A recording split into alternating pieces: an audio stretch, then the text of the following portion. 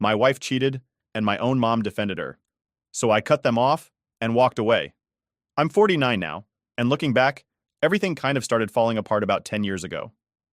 At the time, I was married to my wife Karen, and we had two kids. My daughter Sarah, who was 12, and my son Mike, who was 9. We were living in Texas, where we had a pretty decent life. We even had a small family business that we ran for years, but then the economy tanked, and well, everything went downhill from there. See, back then, there was this huge financial mess called the Great Recession. It was everywhere on the news, and people were losing their jobs, houses, everything. Our business didn't survive either, and honestly, I felt like I was sinking.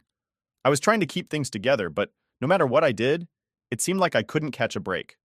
Our savings were getting eaten up, and there were times when I didn't know how we were going to pay the bills.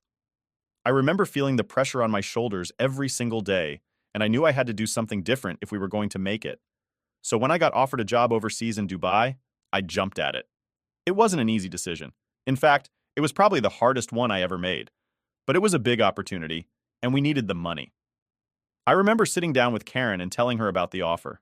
I told her it was the only way to get us back on our feet, and she seemed to understand. But there was this look in her eyes, like she wasn't entirely convinced. At the time, I didn't think much of it. I figured she was just worried about the move and being apart. Anyway, I packed my bags and headed to Dubai, promising Karen and the kids that I'd visit home every 6 months. The plan was to set up shop there, earn enough money, and eventually move back once things were more stable. I wasn't happy about leaving, but I kept telling myself that it was for them, that I was doing the right thing. You know, trying to be the good husband and dad, taking care of the family, all that. The first few months were tough. Dubai was a whole new world, different culture, different everything. But I threw myself into the work. I worked long hours, built connections, and slowly, things started picking up. It was lonely, though. I mean, it's one thing to be busy all day, but coming home to an empty apartment night after night gets to you. I missed my family like crazy, and the only thing that kept me going was the thought that one day I'd be back home with them. I kept my promise and flew back every 6 months. I tried to squeeze in as much time with the kids and Karen as I could, but it wasn't the same. Sarah and Mike were growing up, and I felt like I was missing out on their lives. Karen, well, she seemed distant. At first, I thought it was just because she was stressed from handling everything alone, managing the house, the kids, and everything else. I mean, it's a lot for one person. So I didn't push her on it. I figured she needed time to adjust, just like I did. But every time I came back, it felt like there was this wall between us. I'd suggest that maybe they could move to Dubai with me, now that things were going well and I had a place set up. But Karen wasn't interested. She kept saying the kids were doing well in school, and that she didn't want to pull them away from their friends. I got it. Nobody wants to uproot their kids. But a part of me wondered if there was more to it. Still, I let it slide. I didn't want to cause any more stress, especially with everything we'd already been through. When the kids finally finished high school and started college in Houston, I brought it up again. I figured it was the perfect time for Karen to join me. The kids were grown and they had their own lives now, so why not? But again, she shot down the idea. This time, she said she didn't want to leave her mom alone, that it would be too much for her to handle. I suggested that we could bring her mom with us to Dubai, make it a fresh start for all of us, but she just wasn't interested. At this point, I started to feel something wasn't right. I mean, I'd done everything I could. I built a life for us out there, and I was ready to have my family back, but she seemed like she didn't want to be with me at all. I kept trying to convince myself that she just needed more time, that maybe she was scared of the change, but deep down, it didn't sit well. I remember the last visit I made before everything started to really go south. I had this big plan, this idea that I was going to shut down the business in Dubai and move back to Texas for good. I thought it was the answer to all our problems. I mean, if the issue was distance, then the solution was simple, right? Just close up shop, head home, and everything would be fine. I thought she'd be happy, relieved even. But when I told her, she didn't react the way I expected. She seemed irritated, almost like she was annoyed with me. She said, "Why would you do that? You've worked so hard to set everything up there, and now you just want to throw it all away?" I was confused. I thought she'd be excited for me to come back, for us to finally be together as a family again. But instead, it felt like she didn't even want me there. That's when I started feeling this knot in my stomach, like maybe I was missing something. It wasn't just her reaction that threw me off. A day later, my mom called me up telling me the exact same thing, telling me not to rush back and that I was making a mistake by closing the business. Now, I hadn't mentioned my plans to anyone but Karen, so I knew she must have talked to my mom about it. I tried not to read into it too much, but it felt like they were plotting something together. It made me doubt my decision and everything else. Maybe I was being paranoid, or maybe I was just looking for answers that weren't there. After that, I decided to drop the idea of moving back, at least for a while, but I couldn't shake the feeling that something was off. I'd go days without calling just to see if Karen would reach out, but she didn't. Our conversations became quick and to the point, almost like we were just checking off a box. I'd ask about the kids, she'd tell me they were fine, and that was it. It felt like we were strangers living separate lives. I tried bringing it up a few times, asking if she was happy or if she felt like something was wrong between us, but she'd always brush it off. She'd say I was overthinking and that everything was fine, but it didn't feel fine. I kept telling myself I was just stressed out from work, that the distance was messing with my head, but deep down, I knew something was changing. And the worst part was, I didn't know how to fix it. So, after that last visit, things really started to change between Karen and me. It's like all those small doubts I had were suddenly getting bigger, and I couldn't ignore them anymore. I mean, I'd come back home expecting things to feel normal, but they didn't. It felt like I was some stranger dropping by instead of a husband coming home to his wife. Every time I left, I'd hope that the next trip would be different, but it never was. Karen and I started talking less and less. It was weird, and honestly, a bit painful. I'd send a text, and sometimes it'd take her hours, even days, to respond. When we did talk, it was all just surface-level stuff. She'd tell me about how the kids were doing, or how her mom was, but she never really talked about herself. And when I asked, she'd just brush it off like her life didn't matter. "Everything's fine," she'd say. But it didn't feel fine. It felt like she was keeping me at arm's length, and I didn't know why. I started testing things. I'd go a whole day without messaging her, just to see if she'd notice or ask what was going on. But most of the time, she didn't even seem to care. Days turned into weeks where our communication was barely anything beyond a quick, "How's it going?" or "Kids are fine." I could feel the distance between us getting wider, but every time I tried to bring it up, she'd just tell me I was being paranoid. She'd say I was overthinking everything and that we were fine. But I didn't believe it. One time, I asked her straight up if she still wanted to be with me. It was one of those late-night calls when you just can't hold it in anymore. I was tired of pretending everything was okay when it clearly wasn't. But instead of reassuring me, she got defensive. She said, "Why would you even ask that? Of course, I want to be with you." But the way she said it felt like she was trying to convince herself more than me. Then there was this one weird thing that really got to me. Karen started becoming super protective of her phone. Now, before, she was never like that. She'd leave her phone lying around, and it was no big deal. But lately, she wouldn't even let it out of her sight. Even when we were on video calls, if her phone went off, she'd make some excuse and turn off the camera or say she had to go. I didn't know what to make of it, but I couldn't help but feel like she was hiding something. There was this one time when I came back for a short visit. I was only home for a week, and I noticed she'd always keep her phone face down or take it with her even if she just left the room for a minute. It was little stuff, but it added up. I tried to play it off, thinking maybe she was just being more careful, but it didn't sit right with me.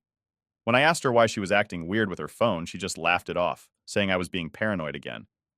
"You've been gone so long you're starting to imagine things," she joked. But it didn't feel like a joke. After that, I couldn't shake the feeling that something was going on. It's not like I wanted to think that way about her. I'd trusted Karen for years, and we'd been through a lot together. But everything was adding up, and it was hard to ignore. I mean, we'd spent over a decade married, and I thought I knew her better than anyone. But now, I wasn't so sure. What really got to me was how distant she was becoming. Not just emotionally, but physically. I tried to get close to her during that visit, hug her, kiss her, but she felt cold. Like she'd go through the motions, but it was like she was holding back. At one point, I even asked her if something was wrong, but she just shrugged me off. "I'm just stressed," she said. "There's a lot going on with the kids, and your mom's not doing great." She always had an excuse. It felt like she was putting up walls, and no matter how hard I tried to break them down, she wouldn't let me in. It made me start questioning everything. Was it me? Was it the distance?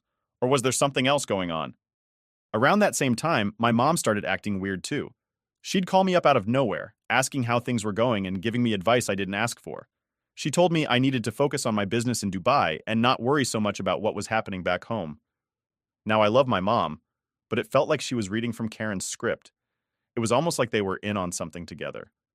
I know that sounds paranoid, but when your gut's telling you something's off, it's hard to ignore. One night, after a long day of work in Dubai, I was sitting alone in my apartment, thinking about everything. I was feeling really torn. On one hand, I wanted to believe that Karen and my mom were just worried about me and trying to help. On the other, it felt like they were pushing me away, and I didn't know why. I even started to wonder if Karen had found someone else. I mean, why else would she act so distant? But then I'd feel guilty for thinking that way. She was my wife. If I couldn't trust her, then who could I trust? Still, the doubt was eating at me. I started paying more attention to everything she said, every little detail, trying to find clues that would prove or disprove what I was feeling. But she was careful. Too careful, if you ask me. And every time I brought up my concerns, she'd just brush them off or change the subject. There was this one moment that really stuck with me. I was sitting on the couch, scrolling through my phone while she was in the kitchen. Her phone buzzed and she picked it up right away. But instead of reading the message, she looked up at me. It was like she was checking to see if I noticed. When she realized I was watching, she quickly put her phone away and went back to cooking. I remember feeling this knot in my stomach like something wasn't right. I asked her later who it was, and she just said it was her mom, but the way she avoided my eyes when she said it made me feel like she was lying. The distance between us kept growing. I'd lie in bed, staring at the ceiling, wondering if I was the one messing things up by being so far away. But then I'd remind myself that I was out here for them, for Karen and the kids. It wasn't like I wanted to be gone. I was just trying to do the best I could to provide for them. But none of that seemed to matter anymore. I started feeling isolated, like I was stuck in some kind of limbo, where I couldn't go back, but couldn't move forward either. Every time I thought about packing up and moving back to Texas, I'd hear Karen's voice in my head, telling me I was being too hasty. I'd think about my mom's warnings, and I'd second-guess myself all over again. It was like I was trapped, not knowing what the right move was. In the end, I decided to stay put in Dubai for a while longer, trying to keep my mind focused on work.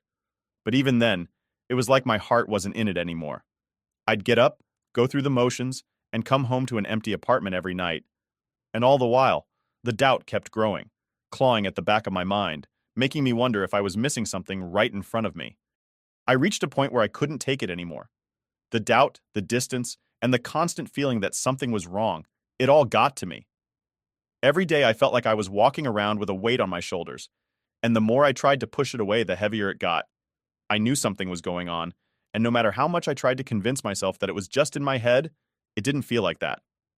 So I made a decision. I was going to find out what was happening, one way or another. I booked a ticket home, but didn't tell anyone. Not Karen, not my mom, not even the kids. I figured if I was wrong, then great, but if I was right, at least I'd know for sure. And honestly, the not knowing was worse than anything else. When I landed in Texas, I was anxious. My mind was racing, and I kept thinking about all the possibilities, everything I might find. I got to the house early in the morning, using the spare key to let myself in. The place was quiet, and for a second I thought maybe I'd overreacted.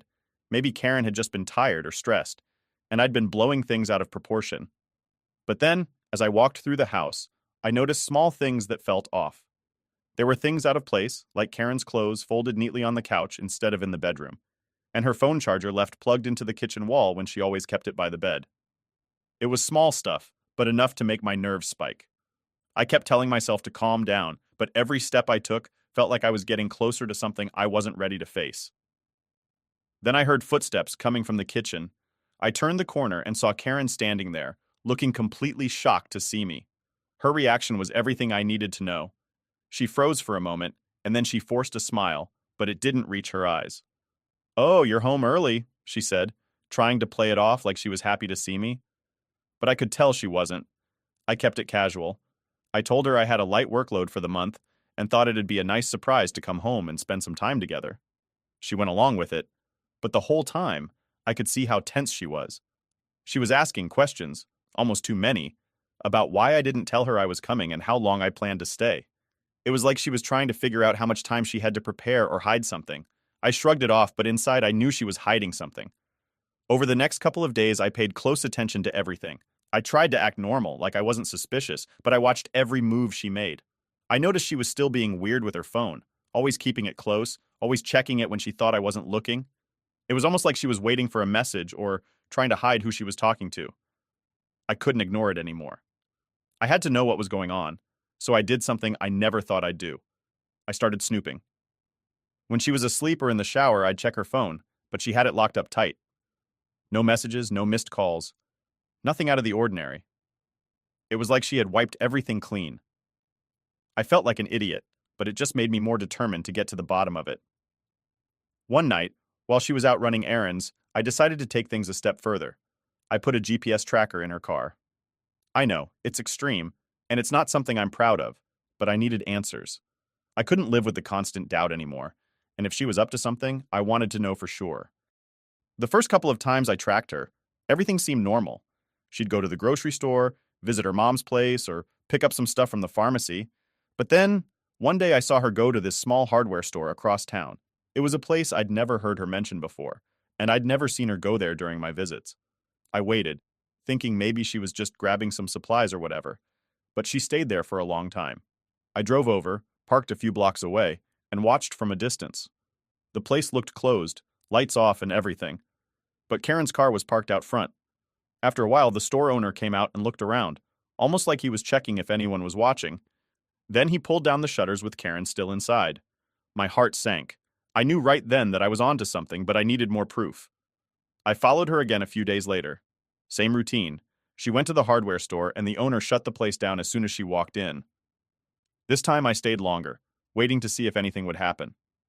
I felt this anger bubbling up inside me, but I had to keep my cool. If I went in guns blazing without any solid proof, she'd just lie or come up with some excuse. A couple of days later, I decided to test the waters. I casually asked Karen about the store, pretending like I saw it while driving past. She hesitated for a second, but then said she was helping out with some home improvement project for her mom. She said it so smoothly I almost believed her, but something in her eyes gave her away. It was like she was waiting to see if I'd buy her story. I just nodded and played along, but I knew she was lying. The next time I tracked her, I parked even closer. I watched as she got out of her car and met the store owner outside. They talked for a bit, and then I saw him put his arm around her. It wasn't just a friendly gesture. The way he pulled her close, it was like they were more than friends. My blood was boiling. I wanted to confront them right then and there, but I forced myself to wait. After they went inside and he pulled the shutters down again, I got out of my car and walked up to the store. I knocked on the door a few times, but there was no answer. I could hear movement inside, like they were scrambling. It took everything in me not to kick the door down, but I knew I had to play this smart. If I blew my cover now, I'd never get the truth. I stepped back, took a deep breath, and walked away, feeling more conflicted than ever. Part of me wanted to keep digging, to find out everything, but another part of me didn't want to know. I didn't want to face the reality that Karen, the woman I'd trusted for so long, was betraying me. But I had to know the truth, even if it meant confronting my worst fears. Over the next few days, I kept a closer eye on her. She had this routine, going out in the afternoons, sometimes visiting her mom, other times running errands. Every time she left, I followed. It was exhausting, but I needed to catch her slipping up. I needed that one piece of undeniable proof. It was like waiting for a storm to hit. I knew something was coming, but I didn't know when or how bad it would be. I just had to be ready. After everything I'd seen and all the doubts swirling in my head, I knew I couldn't just sit back and watch anymore. It was eating me up inside. All those times I'd convinced myself to stay calm, to play it smart, felt like they were only giving Karen more chances to cover her tracks. I had to do something, and I had to do it soon. So I made a plan to catch her in the act, and this time, there was no turning back. I kept tracking her movements for the next few days, trying to find a pattern. She had this habit of going out in the afternoons, saying she was visiting her mom or running errands, but I knew better now. I just needed to be ready for the right moment. Then, one day, everything lined up. She left the house, and her car's tracker led me straight to that same hardware store. I parked my car a block away, far enough not to be noticed, but close enough to keep an eye on the place. My heart was pounding as I watched her pull up, get out, and walk toward the store. The guy came out to greet her, and they exchanged a quick look before heading inside. Just like before, he pulled the shutters down, closing up shop with Karen still in there. This was it. I knew this was my chance. I got out of the car and walked up to the store, my hands shaking with a mix of anger and adrenaline. When I reached the door, I knocked hard. At first, there was no response, just silence. I banged again, louder this time, and finally the guy opened the door a crack. He looked surprised to see me, like he wasn't expecting any visitors, let alone me. "Where's Karen?" I asked, trying to keep my voice steady, but I could feel the rage boiling up inside me. The guy hesitated, his eyes shifting like he was looking for a way out. He didn't say anything, and that was all the confirmation I needed. I pushed the door open and walked in, not giving him a chance to stop me. The store was dimly lit, and most of the shelves were covered with tarps, like the place wasn't even in business. I moved quickly through the aisles, following the sounds coming from the back. My heart was racing, and every step felt heavier than the last. Then I found her. Karen was there, in the storeroom, in a position I wish I could unsee. She looked up, and the shock on her face was everything I needed to know. She'd been caught. The moment froze for a second, everything crashing down on me at once. All the suspicion, all the doubt, it all became real. I couldn't believe what I was seeing, but there it was, right in front of me. The guy, her so-called friend, or whatever he was, tried to step in between us, but I wasn't having it. I lunged at him, shoving him out of the way, and yelled at Karen, demanding to know how long this had been going on. She was scrambling, pulling herself together, and for a moment, she just stared at me, eyes wide, like a deer caught in headlights. She tried to say something, but her voice was shaky. The guy jumped back in, grabbing me by the arm, and things got heated real fast. We started shoving each other, and he tried to drag me out of the storeroom. Karen was yelling at both of us to stop, but everything felt like it was moving in slow motion. I managed to push him off and got one good punch in, knocking him back. I could feel the anger and betrayal driving every move I made. Karen finally stepped in between us, telling the guy to back off. She was crying now, tears streaming down her face as she begged me to leave, saying we could talk about this later at home. But I wasn't leaving without answers. "Why, Karen?" I demanded. "How long have you been doing this?" I could barely keep my voice steady. The anger was mixing with this awful, sinking feeling of betrayal, and I needed to know why.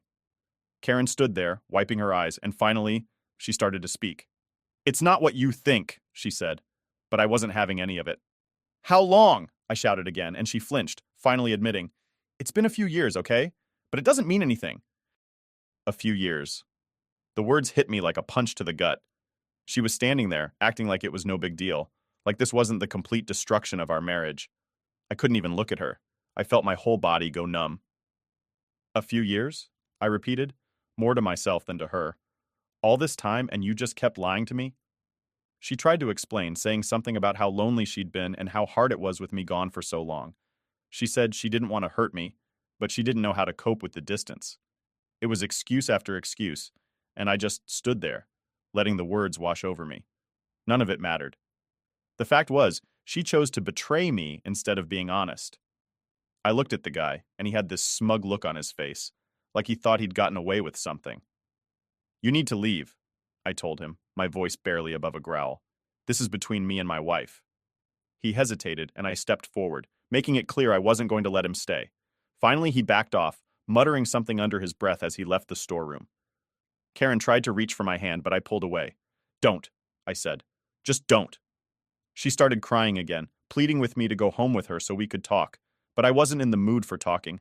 I felt like my whole world had come crashing down, and there was no going back from this. She kept saying she was sorry, that it wasn't what I thought, but I didn't want to hear it. "You had years to tell me the truth," I said. "You had years to fix this, and instead you chose this guy over our marriage." She didn't know what to say. She just stood there, crying, while I felt everything I'd built with her slip away. All the trust, all the love. It felt like it had been torn to shreds in that moment. I told her I needed space, that I couldn't be around her right now. She tried to protest, but I was done listening. I walked out of that store, not looking back, and drove straight to my mom's house. My head was spinning, and all I could think about was how everything had fallen apart. I needed answers, and if Karen wasn't going to give them to me, then maybe my mom would. When I got to her place, I didn't waste any time. I walked in, and the first thing I said was, "You knew, didn't you?" My mom tried to act surprised, but I could see right through it. "Don't lie to me," I told her. "You knew about Karen's affair." She just sat there looking guilty, and that was all the confirmation I needed. She started to cry, saying she didn't want to tell me because she thought it would destroy everything. "You think this doesn't hurt?" I shot back. "Keeping it from me, pretending everything was fine, how is that any better?" My mom reached for my hand, telling me she was sorry, but I couldn't handle it. I pulled away, feeling like I'd been betrayed all over again, not just by Karen but by my own family. I felt like I didn't know who I could trust anymore. I told her I needed to be alone, and before she could say anything else, I walked out. I needed space to process everything, to figure out what I was going to do next. My marriage was falling apart, and my family had lied to me. It felt like everything I thought I knew had been ripped away, and I didn't know where to go from there. After leaving my mom's place, I drove around for hours, not knowing where to go or what to do next. My head was a mess, and everything felt like it was spinning out of control. I mean, how was I supposed to process all of this? My wife had been cheating on me for years, and my own mother had known about it and said nothing. It was like every single thing I believed in had been flipped upside down. I ended up parking by a small park we used to take the kids to when they were little. I sat there, staring at nothing, feeling like I was stuck in some nightmare I couldn't wake up from. Part of me wanted to go back to the house, to confront Karen again, to scream and yell and demand why she had thrown away everything we'd built together. But another part of me felt drained, like I didn't have the energy for it anymore. I was just done. For the next couple of days, I stayed at a cheap motel. I didn't tell anyone where I was. I needed time to think, to figure out what my next move was going to be. Karen was blowing up my phone with calls and texts, begging me to come back so we could talk, but I ignored her. She had her chance to be honest, and she blew it. I wasn't ready to hear any more of her excuses. My mom tried reaching out too, leaving voicemails, saying she was worried about me and that she was sorry. But every time I listened to her voice, all I could think about was how she'd looked me in the eye and lied, pretending everything was fine when she knew the truth. I couldn't get past that. It felt like my own family had betrayed me, and I didn't know if I'd ever be able to forgive her for that. On the third day, I decided to pack my bags and head to Houston. My daughters were there, living on their own, and I needed to see them. They were grown now, but they deserved to know what was going on. I didn't want Karen getting to them first and twisting the story to make herself look like the victim. I'd seen enough of that already, and I wasn't going to let her manipulate our kids. When I got to Houston, I met up with them at a coffee shop. They were happy to see me at first, but then they saw the look on my face, and I could tell they knew something was wrong. We sat down and I told them everything, the affair, how long it had been going on, and how my mom had known the whole time. I watched their faces change as the reality of it hit them. My oldest daughter, Sarah, was angry. She said she always had this weird feeling about her mom, that sometimes things didn't add up. She even mentioned seeing Karen act a little too friendly with some guy when she'd visited home once, but she brushed it off, thinking it was nothing. Now, it all made sense to her. My younger one, Mike, was quieter. He seemed hurt and confused, like he didn't know how to process it all. I could tell he was trying to stay strong, but I could see the pain in his eyes. He'd always been closer to Karen, and I knew this was going to hit him harder. I felt awful seeing my kids go through this, knowing that the family they thought they had wasn't real. It felt like I'd failed them somehow, like I should have seen the signs sooner. Sarah said she was done with her mom. She didn't want to hear any excuses and told me she'd already blocked Karen's number. She was furious, and honestly, I didn't blame her. But Mike, he was more torn. He didn't want to cut off his mom, even after everything. I told him it was his choice. I wasn't going to force him to take sides, but I reminded him to be careful. I knew Karen, and I knew she'd try to twist things to get him on her side. After I talked to the kids, I drove back to the house. I figured it was time to face Karen again and deal with whatever came next. I needed to figure out where we were headed and what the future looked like now that everything was out in the open. When I walked in, Karen was waiting for me, sitting at the kitchen table. She looked like a mess, red eyes, tissues everywhere, but I wasn't feeling sorry for her. She got up when she saw me and tried to hug me, but I stepped back. "We need to talk," I said, and she nodded, sitting back down. We sat there for what felt like ages, just staring at each other. Finally, she started talking. She went on about how she felt lonely all those years I was away, how she was struggling, and how she made a mistake. She tried to make it sound like it was just some meaningless thing, like she was doing it to fill the void, but I wasn't buying it. "You had years to tell me the truth," I said. "Years, and instead you chose to lie." She kept apologizing, saying she never meant to hurt me, and that she didn't want to lose me, but the more she talked, the more I realized she was just scared of losing her comfortable life. It wasn't about me. It was about the security and the money.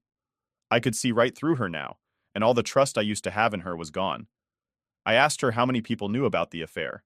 She hesitated, and that told me everything. "My mom knew, right?" I asked, even though I already knew the answer. She nodded, saying that my mom found out a few years back but promised not to say anything. "She said she didn't want to ruin the family," Karen added. It felt like a punch to the gut. hearing that excuse again. It was like they thought keeping me in the dark was doing me a favor. At that point, I was done. I got up, grabbed my things, and told her I was leaving. She tried to follow me, crying and begging me to stay, but I couldn't even look at her anymore. I told her I needed space and that I wasn't coming back until I figured out what I wanted to do next.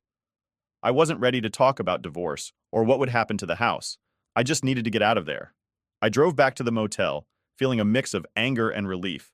For the first time in a long time, I felt like I had some control over my life again. I didn't know what the future was going to look like, but at least I was done pretending everything was okay when it clearly wasn't. I decided to cut off Karen financially. If she wanted to stay in that house, she'd have to figure it out herself. I wasn't going to keep supporting her while she lived off my hard work and betrayed me behind my back. I called my daughters and told them what I was planning. Sarah was all for it. She said Karen needed to face the consequences of her actions. Mike was quieter, and I could tell he was struggling with it. I told him that it was his decision if he wanted to help his mom, but that I wasn't going to be part of it anymore.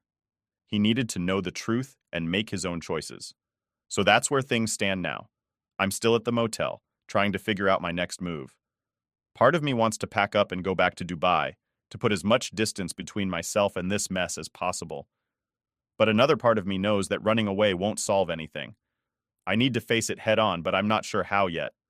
For now, I'm just taking things one day at a time, trying to process everything and figure out what's best for me and my kids. I'll keep updating when I can, but honestly, I don't know how this is going to play out. All I know is that I'm done being taken for a fool, and I'm done letting other people decide my life for me.